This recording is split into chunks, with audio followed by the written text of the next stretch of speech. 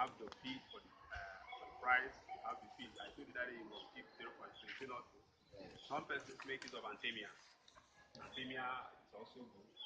For me, I chose so Antemia has some challenges that if you're a beginner in fish farm, to an great extent you may have challenges on handling this Antemia. And sometimes there was a research that was carried out about Antemia.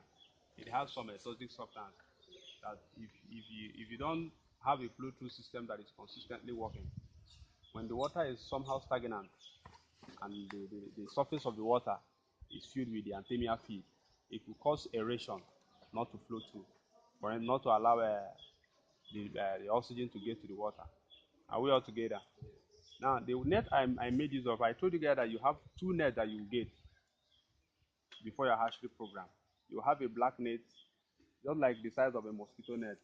Are we all together? Then you get a white net. There are two stages you use them. The white net, you use it to cover your perforated pipe. I told you guys that day that, for instance, this is your hatchery pond. Are we all together? You have your inlet. The video I have there, inshallah, I will send it to some of you between us and Sunday. The inlet will bring in the water. Then the outlet that is taking out the water, the pipe that connects the outlet, you are not supposed to leave the pipe open. I don't know if you understand me. You use the white net to cover up the perforated pipe that you use to cover the outlet. Now that white mosquito net will aid to ensure that those fishes do not escape, because one, they are very small. No matter how you perforate the pipe, if you don't cover it with a net, definitely the fishes will lose or they will escape through that place, and that will be a shortage for you. So once you have them, then if you spray your eggs, I've told you guys, or the last time we discussed how we can harness the egg. When you induce the female animal or the female fish, it takes them a minimum of 7 to 9 hours. Please take cognizance of this timing. Once you induce a fish, when we talk about inducing a fish, we inject them with the oxytocin hormones, or you call it labor injection. When you inject that broodstock, you will allow the broodstock a minimum of 7 hours, and it's advisable for you to inject them within the hours of 7 and 8 o'clock in the evening. Are we all together? So that you can do your spawning. When we talk about spawning, we are talking about removing the egg from the female fish. Now, if by the time you induce your fish and allow them to stay more than at least 8 hours, there are chances of the eggs to start to split on its own, or the fish will start spawning. It's just like a woman who is into a labor. If you don't take care of her at that moment, maybe before you come, the woman has given birth to that baby. The same thing happens to the fish. So the minimum time, if you induce your fish, when you inject them with any of the inducing injection, just give them a minimum of 7 hours. Then come and check the fish. One thing you always observe that beneath their reproductive organ, you will notice that the egg is already escaping.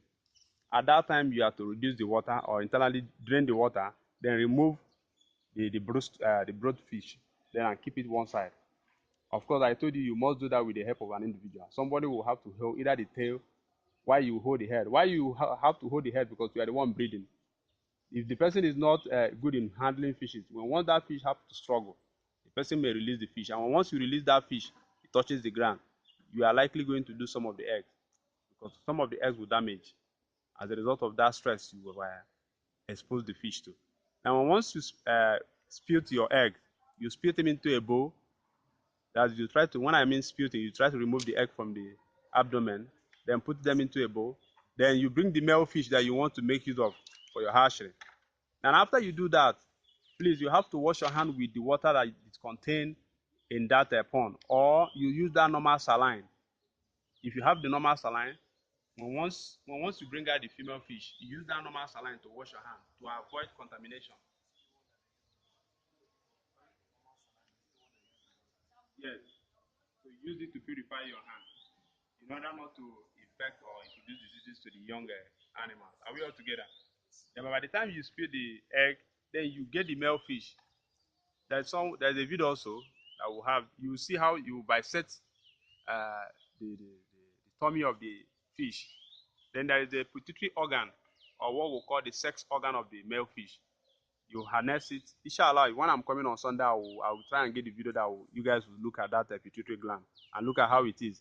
Once you get the pituitary gland, you use your razor blade, a new razor blade, then bisect it.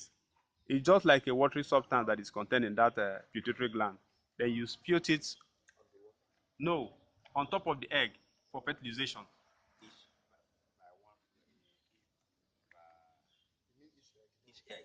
No, it's not each egg. You're talking about each of the brood stock you use. You use either, maybe depending on the viability of the male fish. You can use 2 male fish. Are we all together? Or you can use 1 male fish, depending on the viability of the male fish. When once the pituitary gland is as big as up to 1.5 meter, it's enough to fertilize as many eggs as possible. Once you drop the mute, which I told you it is the semen of the fishes is called mute. When you drop it on top of that egg, then use a plastic spoon. Please don't. Some people make use of iron spoon, but for me, I don't encourage it, so that you don't crush the egg. You use a plastic spoon, then turn the egg vigorously, so that milk properly fertilize the egg. Once you have done that, now the net with which you are going to drop the egg of the fish on top of the water, you try and suspend it below the pond. For instance, if this is the pond, then try and soak the net inside the pond a little bit.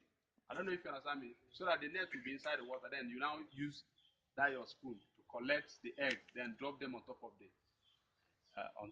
net. While you're doing it, you can control the spacing. I don't know if you understand me. Why we use net is because if you use caca bag, once you drop the eggs on top of the caca bag, some of them will just remain stagnant. But because of the help of that net, are we all together? They can have space where they can hatch. Then there's one other thing you must do, depending on the one you're doing. If you're doing indoor hatchery, I told you have indoor and outdoor.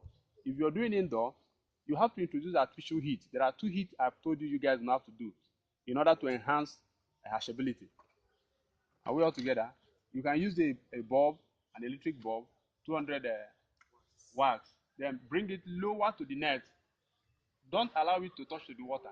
Just a little bit, maybe 1 meter or less above the water level, so that the heat will get to that water.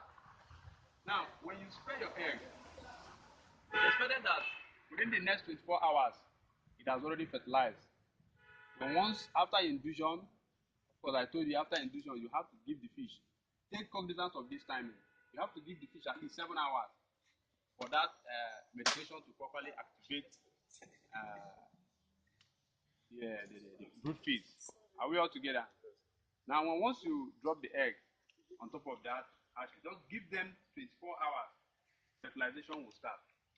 In fact, between the period of the time you drop the egg at night or that early morning till the next evening, there is expectation of fertilization. You will notice that the eggs are started moving. And if you calculate the time, for instance, if you induce by 8 o'clock, you notice that you need to come and harness the egg by 3.